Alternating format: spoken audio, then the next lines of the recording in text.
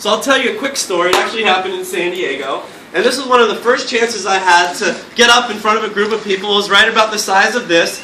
And I had, and you can probably figure out what happened when I shared, I had the pleasure of introducing, have you ever met one of those guys where they can go around the room and they can meet you one time and remember your first name, your middle name, and your last name? Mm-hmm. Don't you hate those people?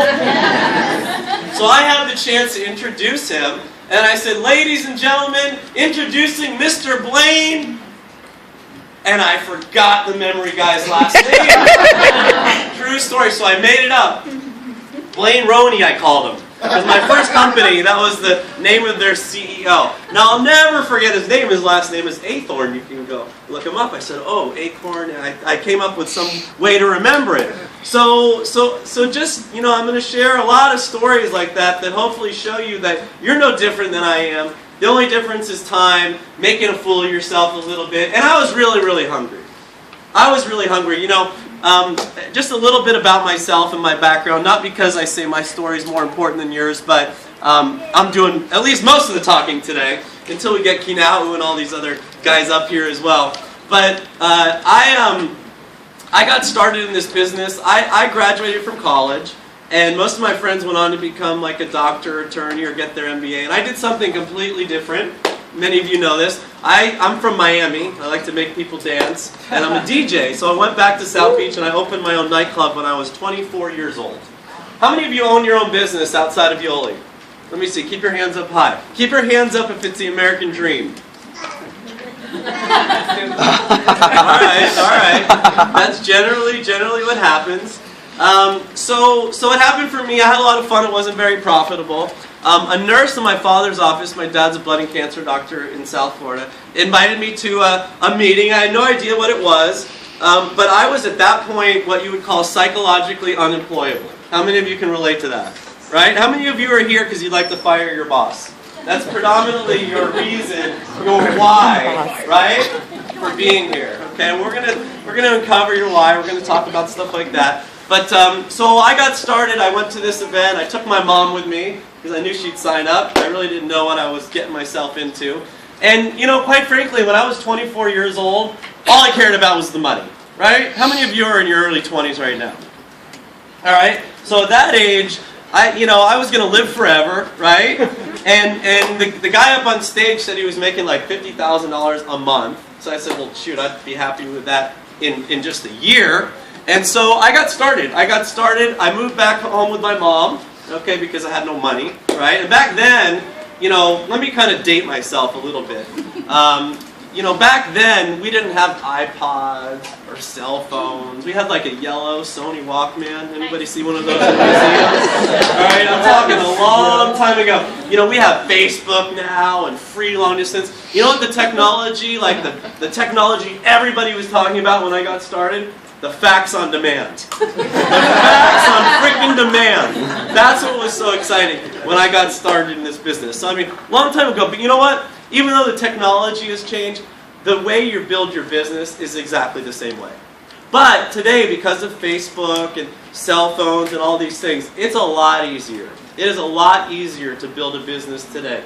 And at the end of today, I want you to walk out of here knowing that you're going to be successful building this business. Isn't that why y'all came here today? Right? Yes. Because when I got started, I didn't have any inclination of what this business was all about. My mentor said, oh, your check is never going to grow more than you grow personally. I was like, what the heck are you talking about? Just give me the freaking check. Let's call it a night. I'm 24 years old. I didn't know anything about that. But as I developed myself and I started to grow, I really realized that, our product, what's our product in Yoli? Better Body System. Better Body System, right? That's what we get commissionable volume. That's how we get paid, right? And how much volume we have. But the Better Body System, even though it does kind of sell itself, you can put it up on Facebook. How many of you put your picture up on Facebook and it just lit up and people said, I want that sight unseen? It happens. But the truth is a person put that up on Facebook, right? It just didn't happen by itself, unless you're Ruby. She has a way of just put all this stuff showing up instantly on Instagram and Twitter and all this sort of stuff. But our real product here is people, just like us, right? Isn't that really what it's about? And you're here today because you're a special type of person, okay? And I say that with all sincerity because there's a lot of people that were invited today and they didn't show up, right? How many of you, in fact, right now are thinking about someone that you invited that didn't show up? Be honest, okay? So what I want you to do is I want you to not think about them for the rest of the day. Because guess what? They're not supposed to be here today. They're not supposed to be here today, right? You know, there's a saying, you're probably familiar with it, that you can drag a horse to water, but what? But I learned that you can sure drown trying. Yes? How many of you feel like you're drowning right now because you want it more for someone else than they want it for themselves? Right? All right? So what I learned is that, yes, this is a product-based company, and I love the fact that we're a product-based company. I mean, we're going to talk about the testimonials are just off the freaking chart, right? But this really is a leadership business. In fact, the best definition I ever heard of direct selling, network marketing, whatever you want, I just call it the ordinary person's best chance to achieve extraordinary success. That's my definition for MLM or whatever it is that you want to call it, right? But it really is a self-development business with a compensation plan attached to it. That's really what it is. So, you know, when Angel really cut his story short, and a lot of you know his story, but you can see that there's a trajectory that all of our leaders go through in order to be successful, right? Nobody comes out of the womb as a great network marketer, right? I didn't come out of the womb, you know, signing people up on DEPs, right? That doesn't happen. Great network marketers they're not born, they're made, right? They're made. So when I moved back in with my mom, this, by the way, every kid out of college lives with their mom now, practically, right? Most of them. Back then, not so cool. Not so cool. All my friends were making money, living their lives, and I sacrificed a lot of my 20s because when I first saw this business, I fell in love with this business, right? And one of the things that I fell in love with, you know, most people in life, what do you think most people seek in life? What do most people think about when they think of success? Money. What else? Fame. Power. Freedom. Image, though. Like, think about people out there, outside of these doors. What makes most people move? They want to keep up with the Joneses next door. Image, right? Power. These are all the things that people strive for. I want to get a better job. I want to get a better job so I can make more money, right? All these different things. When in reality, that is not what people truly seek. And that's why I love this business. Because this business, when you really understand it, provides what every single person is looking for. Okay, yeah, I heard a few things. Freedom, all these things are definitely what people want. But when you really reach deep down inside, what is it that gives you fulfillment? Helping people, right? Helping people, what else? Building relationships, right? Building stronger relationships, right? Helping people, strong relationships. And I already mentioned it, personal growth. Personal growth, right? You're never going to outperform the self-image that you have for yourself. Think about that. You're never going to be able to outperform the self-image that you have of yourself. So right now, you have an image of yourself, and you see yourself, and there's a cap, there's a limit on how you see yourself. There's a limit on how I see myself. Believe it or not, even though he's wearing a jacket today, there's even a limit of where Gene sees himself, right? So our goal at these Transform U's is to remove that lid, right? And allow you to realize the greatness that's inside of you. In fact, if you were to take a cup, okay, and I were to put a flea in that cup, all right, and I were to put a lid on that cup, what would happen is that flea would jump up, it would hit the top. It would jump up, it would go, ouch, maybe. It would go back down. It would, boom, keep hitting his head, keep hitting its head, Eventually, you could remove the lid, and that flea will stay in that cup for the rest of its life. And that's exactly what happens to each and every one of us. We put ourselves inside of this box. And it's not we put ourselves inside of this box. Other people put inside us inside of that box. And the tragedy is that we start believing that. And that's why we remain stuck where we are. Right? How many Matrix fans out there? Hey, Matrix, right? So today we're going to show you the door, essentially. If I was talking about Morpheus. The thing is that you have to walk through it. We can only provide you with so much. And that's what I love about this business. This business doesn't judge anybody based on your race, your religion, your bank account, your time constraints, or whatever self-limiting excuses you keep telling yourself. Right? The whole thing is to break out of the box. That's why we call it it's not transform me, it's transform who? You. Transform you. That's what it's all about. Because if you can transform you, then the compensation plan, no problem. Right? Like Jim Rohn says. Diamond, no problem. It all starts in here. So we're going to try to unlock that here today so that you can start to excel. Alright? So there are a lot of things to this. Real quick, here's a picture of my little family here. This is my little guy, Jaden. And if you're wondering how old or how young Yoli is, you're looking at it right there. Jaden was born right about the time we launched Yoli. How many of you were with us at the very beginning? A few of you. Alright. This is my little angel, Maya. She's 1.5. And this is my wife, Paloma, from Spain. And how many single guys here, or single gals? Anybody? Alright, well, I met my wife at a network marketing convention, right? So, come to conference. You know what I love is everybody that comes, only if you want to meet positive people, alright? If you want to meet negative people, hang out at the bar all the time, you can meet somebody out there. But if you want to meet somebody positive, because that's the type of people that are attracted to this business, right? It doesn't mean that you can't be a negative person and make it, right? Because most people's thought pattern is negative. In fact, I was reading something. By the way, I should reveal to you that I have a terrible case of ADD. So I could be talking about one thing, and then I'll be talking about another thing, and I'll go over here. But that's to keep myself interested and keep it fresh and unique for me. That's a selfish thing. No, I'm just joking. But I was listening to something, and there is a balance of positive, this is fascinating, and negative emotions. The individuals that are successful, they did this study, have 3 positive emotions for every 1 negative emotion. That's the threshold. So if you have 2 positive emotions for every 1 negative, it's just like being negative all the time. Now if you have 11 positive emotions for 1, you're in la la land. You're cuckoo.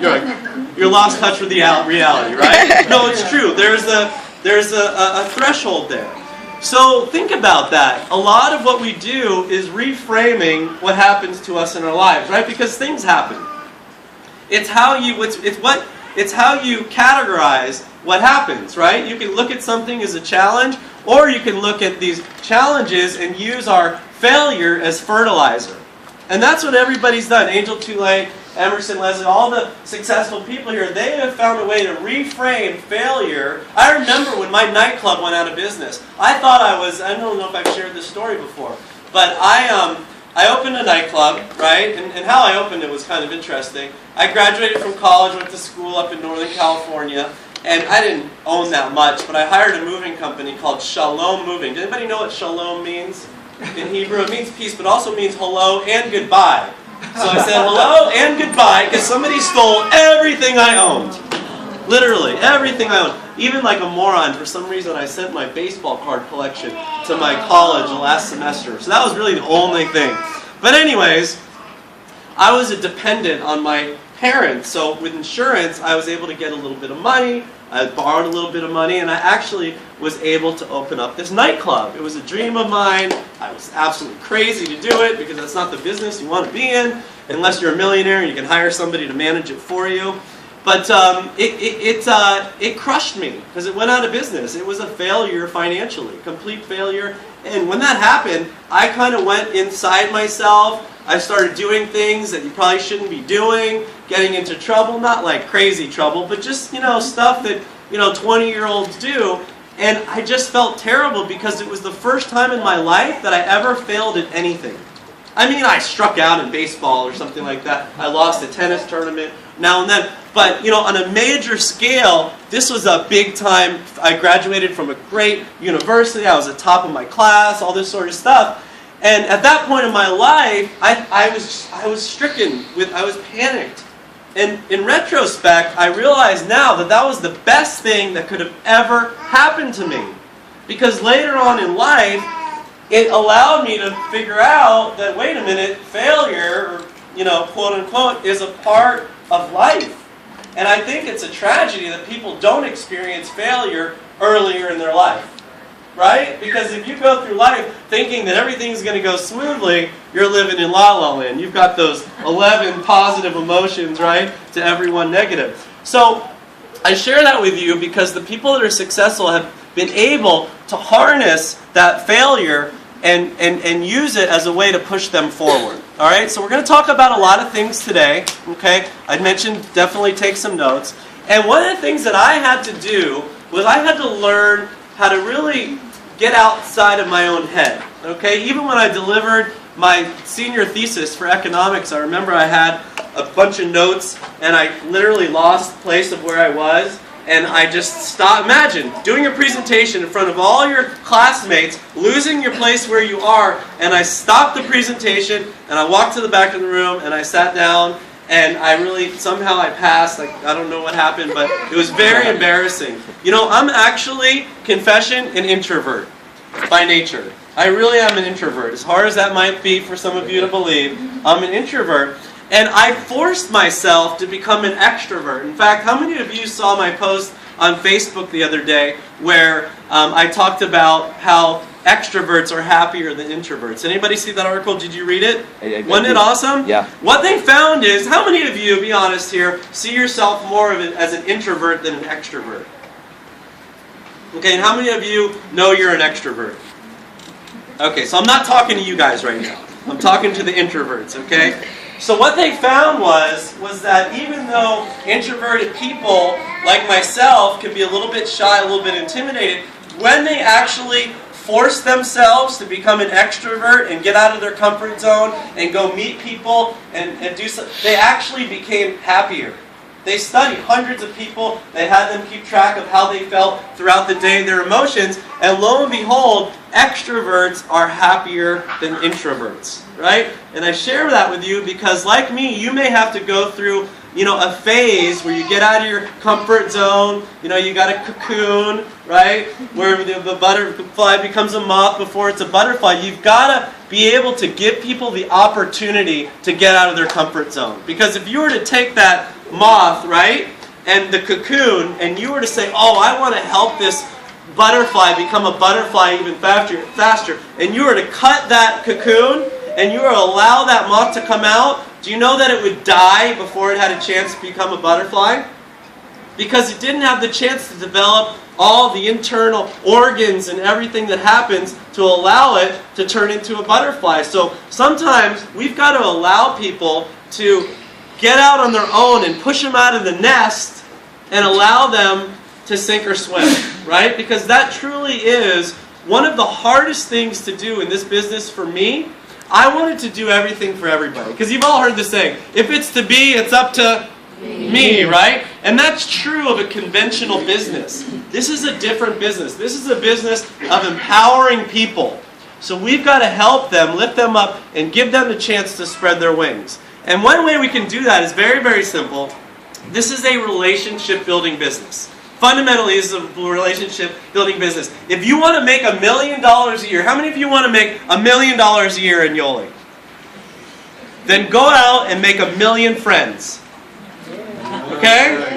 Very, very, see, serve first, sell second.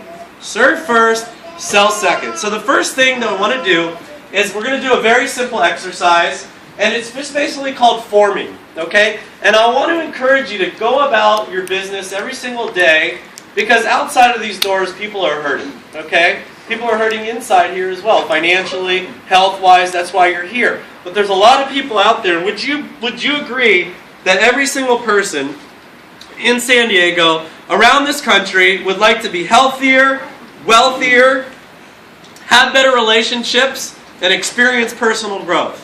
Isn't that true? Yes. Even though they may not know it, right? There's a reason why there's a McDonald's and a liquor store in every corner, right? Okay? That is true. But they really do want success. And you've got to be the conduit to that success. See, oftentimes, people are going to borrow your strength, they're going to borrow your belief before they have their own. Think about this. You know, I just thought of this. You know how there's all these movies now about zombies? And that's because people are walking around like zombies today, are they not?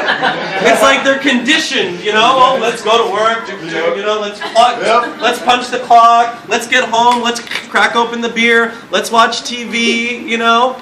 No, if you want to be successful, we've got to learn how to step away from the 97%. That's half the battle. Yeah. Aren't you here to step away from the 97%? Yes. You've got to do what the 97% don't do. Don't go where they go. Don't talk like they talk. Don't act like they act. Right? So, that being said, if you were to just go out there, and I'm going to give you, how many of you want some tips today on how to meet some new people? Yes. And how to bring new people into your business, okay? Very, very simple, okay? The first thing we talk about is the ability to form someone. What does form stand for? What's that? Family, occupation, occupation, recreation, motivation. motivation. Also, some people say money, right? All right. So if you can get really good at this, and this is something that I had to learn because I was a terrible, awful network marketer when I got started. I did all the talking, none of the listening. Remember, I was in my early 20s. You know how you are in your early 20s, right? You know everything, right? And so one of my mentors eventually took me aside and said, Corey, look in the mirror. How many ears do you have? 2. How many mouths do you have? 1. That should be a lesson. You listen twice as much as you what? Talk. As you talk. And that was a big lesson for me. And I learned over time that the only time recruiting is actually happening, sponsoring, is when you're listening. Whenever you're talking, you're not recruiting. When you're talking, it's usually about who? You, right? How many of you, be honest, you can't wait for the other person to shut up so you can say what you have to say? I can say it myself. It happens to me. It's a natural part of who we are. We like to share. We like to tell stories. But the key is to write this down, to learn to be more interested than interesting. Right there. Learn to be more interested in other people than interesting. Because when you're interesting, it's all about the what? It's all about the ego, right? And you know what ego stands for, yes? Edging God out. How many of you have heard that before? Edging God out. So the first exercise we want to do is we simply want to just find somebody that you don't know in the room, okay, and form them. Take 2.5 minutes, form them, ask them some questions about themselves. Basically what you're trying to determine is what makes this person tick, right? What are their needs? What are their desires? What do they want out of life, right? And I'm going to tell you a quick little story for those of you who don't know about Psychology Today. Anybody familiar with that magazine? Some of you heard this story, but it's a great story, and it's a true story. They did an experiment where the editor of Psychology Today got in an airplane in New York City and flew to Los Angeles. The whole experiment was to sit next to an individual that he didn't know and to reveal as little about himself as he possibly could and learn as much as he could about this particular, let's just call them a guinea pig in this experiment, as he possibly could. So 5 hours, right, New York to Los Angeles, give or take, depending on the trade winds, whatever, and proceeded to ask this individual as many questions as he possibly could. So they get to Los Angeles, they get off the plane, greeted by the editorial staff of Psychology Today, and they went up to this guinea pig and they asked her, they said, "Excuse me, ma'am, you've been a part of an experiment for Psychology Today magazine. Do you mind if we ask you a few questions?" "No problem." "Well, we just wanted to find out a little bit about the gentleman that you sat next to for the last 5.5 hours. "Sure, no problem. Can you tell us, he had to tell his name, right? Because that's a little weird if you don't tell your name. Can you tell us a little bit about where he likes to travel, what he likes to do for fun?" "No, not really." "Can you tell us about his family? How old are his kids?" "I'm not really sure." "Can you tell us, a little bit about what he does for a living?" "Oh, he said he works for some magazine or something." Can you tell us anything? You spent 5.5 hours sitting next to this guy. Tell us about him." He was one of the most fascinating people I've ever met in my entire life. Think about that. Because what do we really like to talk about? Ourselves, right? So if you know this little secret, that everybody out there who's focused on their ego and being more interesting than interested doesn't know, you can separate yourself. You can become a part of the 3% because when you're talking to somebody, you're actually listening. You're not looking around and checking out the guys and checking out the chicks and you know what I mean? And checking out what's going on in the background. You're focused. Your attention is on them. 97% of the population doesn't do that because they're thinking about what they have to say next, what's coming up. You know, they got to take their kid to practice and all these other things. They're not what? They're not present, right? And you know if you rearrange the words listen, you can form the word silent. Think about that. So, for 5 minutes, I'm going to ask you to break up, find someone you don't know, and I know everybody who knows everybody here, so if you talk to a friend, I'm going to know. Find somebody you don't know, form them, and here's a very simple question, because some people are introverted, it's hard to get them to open up, right? So if you want to get them to open up without letting them drink, ask them the question, tell me more about that. Tell me more about that. So let's break up 5 minutes, find somebody you don't know, form them, and then switch it up and form and reverse it, and then we're going to come back.